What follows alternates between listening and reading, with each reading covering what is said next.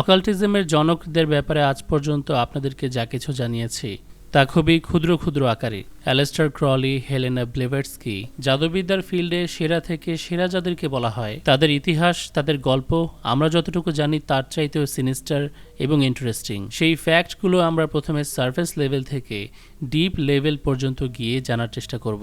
Abrahamic মূল 3টি ধর্ম থেকে 19বিংশ শতাব্দীতে যুদ্ধবিগ্রস্ত অবস্থায় যখন মানুষ বিচ্যুত হয়ে পড়ে, তখন সম্পূর্ণ নতুন নীতিনৈতিকতা, ফিলসফি নিয়ে তারা বাঁচতে চাইছিল, জীবনযাপন করতে চাইছিল। ওই সময়টির সুযোগ সাদগুরু, ওশোর মতো অসংখ্য ধর্মগুরু নিয়েছিল। তাদের মধ্যে একজন ছিল অ্যালেস্টার ক্রলি, যে ব্যক্তি থেলিমা নামে নতুন মতবাদ আবিষ্কার করে। হিপিসরা যেগুলো চর্চা করত তার সাথে অ্যালেস্টার ক্রলির কর্মকাণ্ডের মিল ছিল।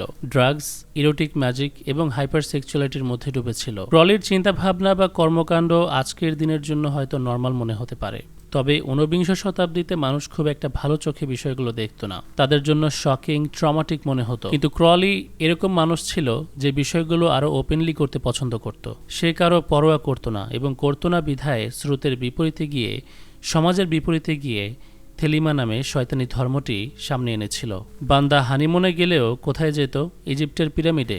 গত হানিসিংয়ের পর্বেও বলেছিলাম, পিরামিডে অবস্থান করাকালীন সুপার ন্যাচারাল জগৎ থেকে অ্যালেস্টার ক্রলির সাথে কেউ একজন সাক্ষাৎ দেয়, যার নাম সে আইওয়াস বলে উল্লেখ করেছে। সে অ্যালেস্টার ক্রলিকে দ্য বুক অফ ল নামে একটি বই লিখতে সাহায্য করে, যে বইটিকে বেশিরভাগ 93 সংখ্যা দিয়ে রিপ্রেজেন্ট করা হয়। আমরা যেমন একে অপরকে সালাম দেই, তারা 93 এই কোড নাম্বারটি একে অপরকে বলে। থেলিমা ধর্মের ভিত্তি মূল 2টি ফিলসফির ওপর। এক হচ্ছে love is the law, love under will, do what thou wilt shall be the whole of the law. এগুলোর অর্থ হচ্ছে ভালোবাসাই হচ্ছে সবকিছু, এবং যা ইচ্ছা হয় তুমি তাই করো, সেটাই তোমার জন্য সঠিক, সেটাই তোমার জন্য আইন বা ল। অনেকেই বিশ্বাস করে ক্রলি থেলিমা ধর্ম এই জন্য বানিয়েছিল যেন ভক্তদের থেকে পয়সা লুট করে লাক্সারিয়াস জীবনযাপন করতে পারে। সাদগুরু, ওশো ওদের মতো আর কি। Left hand and right hand path. এবার এখানে 2টি রাস্তা, 2টি পথের বিষয়টি যুক্ত হবে। অকাল্ট দুনিয়ায় জাদু চর্চা করার জন্য এই 2টি পথ, 2টি পন্থা রয়েছে। 2টি আলাদা আলাদা পদ্ধতি। ওরা বিশ্বাস করে এই 2টির একটি হলো অন্ধকার, আরেকটি আলোর পথ। সর্বপ্রথম এই ফিলসফি যিনি আবিষ্কার করেছিলেন তিনি ছিলেন 19বিংশ শতাব্দীর ফিমেল অকাল্টিস্ট হেলেনা ব্লেভাটস্কি। এই মহিলা লুসিফার বা ইবলিশকে একজন হিরো মনে করতেন। যখন সে ইন্ডিয়াতে ছিল, অদ্ভুত কিছু রিচুয়াল তার চোখে পড়ে। তাদের সমাজে নিষিদ্ধ কাজগুলোর ওপর তৈরি ছিল ওই রিচুয়ালটি।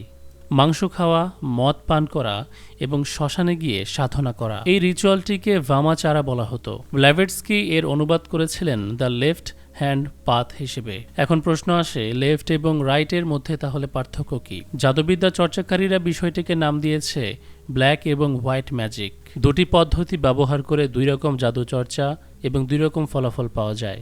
রাইট হ্যান্ড পাথকে ভালো বিষয়বস্তুর সাথে কানেক্টেড করা হয়। তাদের দৃষ্টিকোণ থেকে রাইট হ্যান্ড পাথের অনুসারীরা হচ্ছে ট্রেডিশনাল রিলিজনের অনুসারী, যেমন খ্রিস্টিয়ানিটি, ইসলাম, জুডাইজম। ভালো মানুষদের দ্বারা তৈরি গ্রুপ বা কমিউনিটি, যাদেরকে বেশিরভাগ মানুষ সরল পথ বা সঠিক পথের অনুসারী বলে। লেফট হ্যান্ড পাথ এর সম্পূর্ণ বিপরীত। এই পথের অনুসারী মন্দ বিষয়কে ভালো হিসেবে মেনে নিয়ে পালন করার চেষ্টা করে। রুলস ব্রেক করা বা নিয়ম ভঙ্গ করা নীতিনৈতিকতা বিরোধী কোনো কিছু নয়। এর কারণে মোরাল ভ্যালু মোটেও কমে যায় না। কিন্তু বেশিরভাগ মানুষ লেফট হ্যান্ড প্যাথের এই পজিশন থেকে একটা সময় এক্সট্রিম লেভেলে চলে যায়। তখন তারা অসংখ্য শয়তানি কর্মকাণ্ডে জড়িত হয়, যেমন মলমূত্র, আবর্জনা খাওয়া, মৃত ব্যক্তির শরীর নিয়ে রিচুয়াল পালন করা, উলঙ্গ হয়ে বিভিন্ন কায়দায় সেক্স রিচুয়াল করা, যেটা মডার্ন ডে স্যাটানিস্টরা তো খুব খোলাখুলিভাবে আলোচনা করে এবং অ্যাকসেপ্ট করে।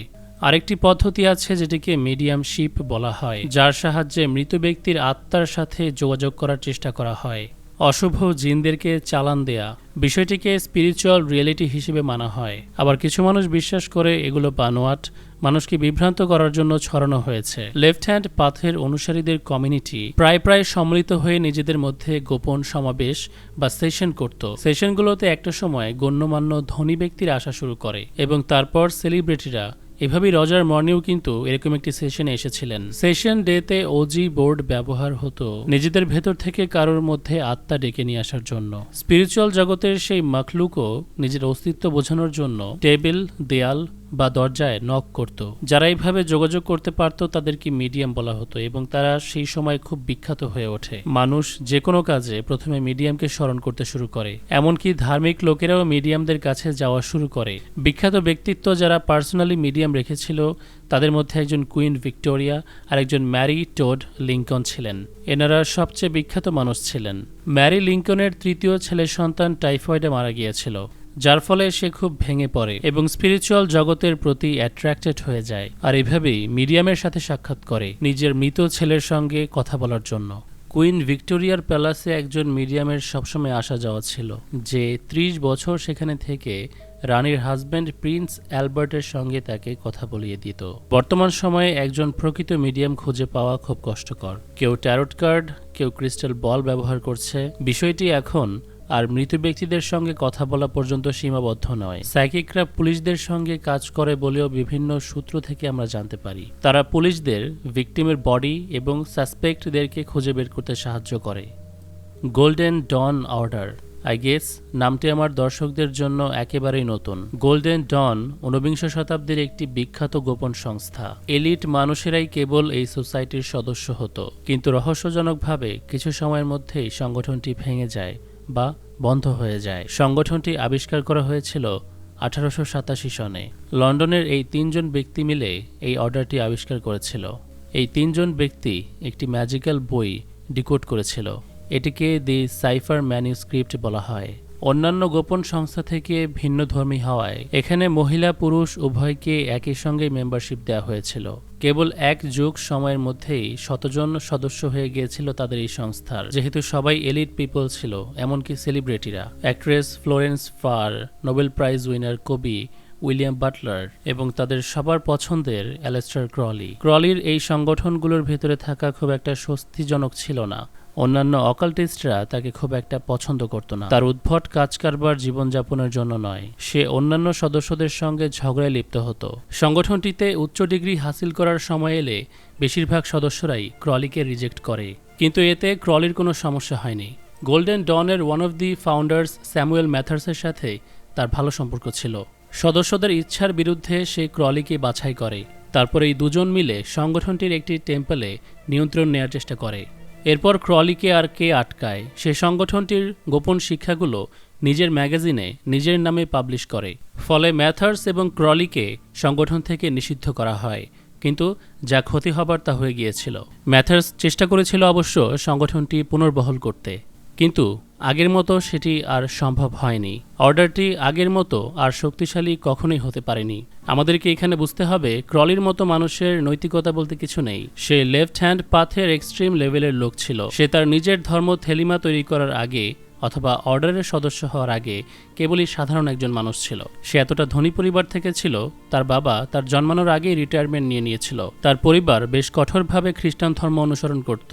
প্রতিদিন সন্ধ্যার পর বাইবেলের একটি করে চ্যাপ্টার পাঠ করা হতো তাদের ঘরে। খুবই সাধারণ একটি পরিবার ছিল তার। সমস্যাটা তখনই ঘটে যখন ক্রলির বাবা ক্যান্সারে আক্রান্ত হয়ে মারা যায়, যার ফলে ক্রলির খ্রিস্টান ধর্ম থেকে বিশ্বাস উঠে যায় এবং এক প্রকার নাস্তিকদের মতো জীবনযাপন করতে শুরু করে। সেই অনুযায়ী পুরো লাইফস্টাইল পরিবর্তন করে ফেলে। সেখান থেকে সে নিজেকে নিজের মর্জির মালিক মানা শুরু করে। অঢেল টাকা পয়সা তো তার কাছে ছিলই, তার নিজের কাছে যেটা ভালো মনে হচ্ছিল সেটাই করছিল। এভাবে উল্টাপাল্টা কাজের মধ্যেও ইনভলভ হয়ে গিয়েছিল। ডুওয়ার্ড দ্য ওয়েল্টের চিন্তাভাবনা এখান থেকে হয়তো তার মধ্যে জন্ম নেয়। সে সেলিব্রিটিদের ব্যাপারে আসক্ত হয়ে গিয়েছিল। ক্রলি ধীরে ধীরে খুব শৌখিন একজন মানুষে পরিণত হয় এবং অকাল্টিজমের প্রতি তার ইন্টারেস্ট জেগে উঠতে শুরু করে। দেন গোল্ডেন ডনের সদস্য হওয়া থেকে নিজের কাল্ট খুলে বসা। একটা সময় তার ধন সম্পদ ফুরিয়ে যেতে শুরু করলে সে তার অনুসারীদেরকে নিয়ে সিসিলি শিফট হয়ে যায়। সেখানে একটি কমিউন শুরু করে এবং তার ড্রাগ অ্যাডিকশন তাকে আরও ধ্বংস করতে থাকে। ধীরে ধীরে বেশ কিছু ট্র্যাজেডিক ঘটনা ঘটতে থাকে। রাউল লভডে নামে কমিউনের একটি ছেলের রহস্যজনকভাবে মৃত্যু হয়। লভডের ওয়াইফ যখন ব্রিটেনে ফিরে যায় তখন সে এই কমিউনের ব্যাপারে এক্সপোজ করে দেয় এবং বলে তার হাজব্যান্ডকে স্যাক্রিফাইস করা হয়েছে। ক্রলি অনুসারীদেরকে নিজেদের শরীর কাটার জন্য বলতো। এই রিচুয়ালগুলো এমনকি ছোটদেরকেও দেখানো হতো। ক্রলির ব্যাপারে এই স্ক্যান্ডালগুলো সমাজের চারিদিকে ছড়িয়ে পড়ে। তাকে একজন উইকেডনেস মানুষ হিসেবে সবাই চিহ্নিত করে। ফলে সিসিলি থেকে তাকে এবং তার অনুসারীদেরকে বের করে দেওয়া হয়। সে পুনরায় লন্ডনে ফিরে যায় সর্বহারা এবং একজন অসুস্থ মানুষ হিসেবে। যে নিউজ পেপারগুলোতে তাকে নিয়ে বলা হচ্ছিল তাদের বিরুদ্ধে সে লসুট করার চেষ্টা করেছিল, কিন্তু এই কেসের মাধ্যমে সে কোনো অর্থ নিউজ পেপারের থেকে আদায় করতে পারে না। এভাবেই একটি বোর্ডিং হাউসে সে দুর্ভিক্ষতা নিয়ে মৃত্যুবরণ করে। গ্রিগরি রাসপুতিন এই ব্যক্তিকে নিয়ে অবশ্যই একটি সিনেমা রয়েছে, হয়তো আপনি দেখে থাকবেন। তবে এই সিনেমাটিতে যে ক্যারেক্টারকে ফুটিয়ে তোলা হয়েছে রাসপুতিন, সে একজন রাশিয়ান ডান্সিং মিস্টিক বা মঙ্ক ছিল। তার ব্যাপারে বলা হয় সে রাশিয়ার রয়্যাল পরিবারের ওপর প্রভাব তৈরি করে ফেলেছিল। মিরেকেল এবং ড্রাগস এ দুটির কম্বিনেশন করে তার প্রয়োগের মাধ্যমে। সিনেমা সাধারণত রিয়ালিটি থেকে অনেকটা ভিন্ন হয়, তবে রিয়ালিটি ব্যতিক্রমভাবে আরও অদ্ভুত হতে পারে। রাশিয়ার সর্বশেষ সম্রাট নিকোলাস দ্য সেকেন্ড এবং তার ওয়াইফ অ্যালেকজান্ড্রা, এই দম্পতির ঘরে একটি সন্তান হয়েছিল অ্যালেক্সি নামে, তাদের উত্তরসূরি। তবে সমস্যা ছিল অ্যালেক্সি একটি মারাত্মক ব্যাধিতে আক্রান্ত ছিল, হিমোফিলিয়া, একটি ব্লিডিং ডিসঅর্ডার, যার অর্থ এখন রয়্যাল ফ্যামিলি রিস্কে রয়েছে। এবার এই রাজতন্ত্রের আর কোনো ভবিষ্যৎ নেই। ডিপ্রেশনে এসে এমপ্রেস আলেকজান্ড্রা আধ্যাত্মিকতার দিকে চলে যায়, বিভিন্ন স্পিরিচুয়াল অ্যাডভাইজারদের সাথে সাক্ষাৎ করতে থাকে এবং সেই সময় গিয়ে তার সাক্ষাৎ হয় রাসপুতিনের সাথে। একবার অ্যালেক্সির সিভির ব্লিডিং এপিসোডে রাসপুতিন তাকে সাহায্য করে, তার পদ্ধতিতে চিকিৎসা করে এবং ভালো ফলাফল দেখা যায়। তাই রাসপুতিনের রাজপরিবারে আসা যাওয়া বেড়ে যায় এবং অ্যালেক্সির কন্ডিশনও ভালো হতে থাকে। পরিবারটি বিশ্বাস করতে শুরু করে রাসপুতিন সৃষ্টিকর্তার পাঠানো একজন দূত, কিন্তু কিছু মানুষ বিশ্বাস করত রাসপুতিন জাদুবিদ্যার চর্চা করে। অ্যালেক্সির ওপর রাসপুতিন নিজেই জাদুটনা করেছিল, যেটা সে এখন সারাচ্ছে। রাসপুতিন পারিবারিক বা বংশপরম্পরায় মঙ্ক হয়ে ওঠেনি। এই নতুন জীবনযাত্রা সে সাডেনলি শুরু করে যখন তার ওয়াইফ তার সপ্তমতম সন্তানকে জন্ম দিতে যাচ্ছিল। সেন্ট পিটার্সবার্গে পৌঁছাতে পৌঁছাতে সে আধ্যাত্মিক জগতের একজন এক্সপার্ট হয়ে ওঠে, একই সাথে বেশ বিখ্যাত। অ্যান্ড ফাইনালি রাজপরিবারের সন্তানকে চিকিৎসা করার পর সে আরও পপুলারিটি অর্জন করে, কিন্তু তার অসংখ্য সমালোচনাকারীও ছিল। আর এর কারণ হচ্ছে তার মতবাদ বা সে যেটা মানুষকে শেখাতো। সে বিশ্বাস করত ক্ষমা প্রার্থনা পাওয়ার জন্য সেক্সুয়াল ডিজায়ার পূরণ করা এবং ড্রাগে ইনভলভ হওয়া জরুরি। সোসাইটির নারীদের সাথে এবং সেক্স ওয়ার্কারদের সাথে তার অবৈধ সম্পর্কের গুঞ্জন শুরু হয়। একজন নান তার বিরুদ্ধে অ্যাসল্টের অভিযোগ করেছিল এবং সে একজন বড়সড় নেশাগ্রস্ত লোক ছিল।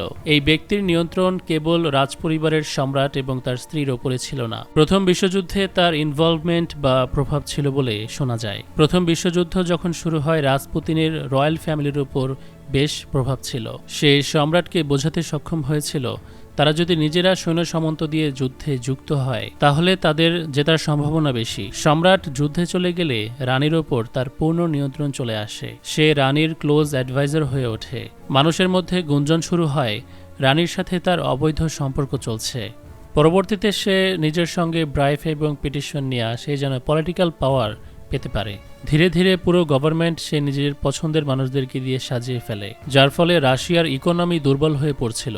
তাই রাশিয়ার এলিটরা রাসপুতিনকে অপছন্দ করতে শুরু করে এবং যে করেই হোক তাকে ক্ষমতাচ্যুত করার চেষ্টা করে।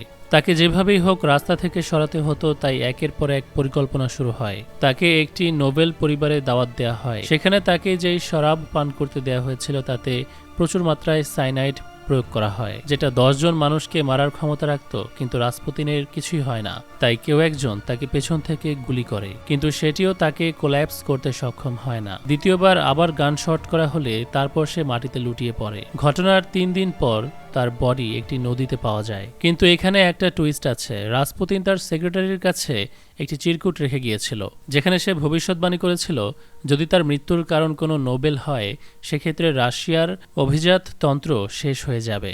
তেমনই কিছু একটা ঘটে যখন মার্চ মাসের 1917-তে নিকোলাস দ্য সেকেন্ড তার রাজত্ব ছেড়ে দেয় এবং এম্পেরর এমপ্রেস উভয়কে মৃত্যুদণ্ড দেয়া হয়, যার মাধ্যমে রাশিয়ার রাজতন্ত্রের ইতি ঘটে।